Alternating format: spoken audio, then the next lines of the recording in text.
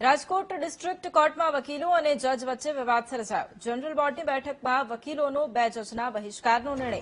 DD Shah અને H ગુપ્તાની કોર્ટનો વકીલોએ બહિષ્કાર કર્યો. બંને જજોના વર્તન સામે બાર એસોસિએશનને વકીલોએ નારાજગી વ્યક્ત કરી.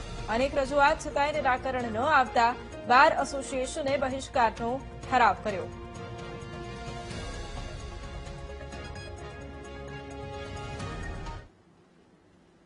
રાજકોટના પૂર્વ મેયર નયનાબેન પેઠડિયાના પતિ દ્વારા ગેરકાયદેસર બાંધકામનો કેસ. વહીવટીતંત્ર કોર્પોરેશન સાથે સંકલન કરી બાંધકામ અટકાવવા કાર્યવાહી કરશે. અત્યાર સુધીમાં અટકાવેલા બાંધકામને વિનોદ પેઠડિયા પૂર્ણ કરાવવાની તૈયારીમાં છે.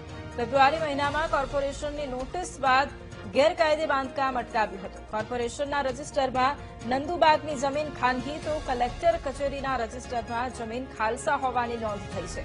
ડિમોલેશન ના કરવામાં આવતા પેઠડિયા પરિવારે ગેરકાયદે બાંધકામ આગળ ધપાવ્યું. કોર્પોરેશન તરફથી હજુ સુધી માત્ર 260 મુજબ નોટિસ અપાઈ છે.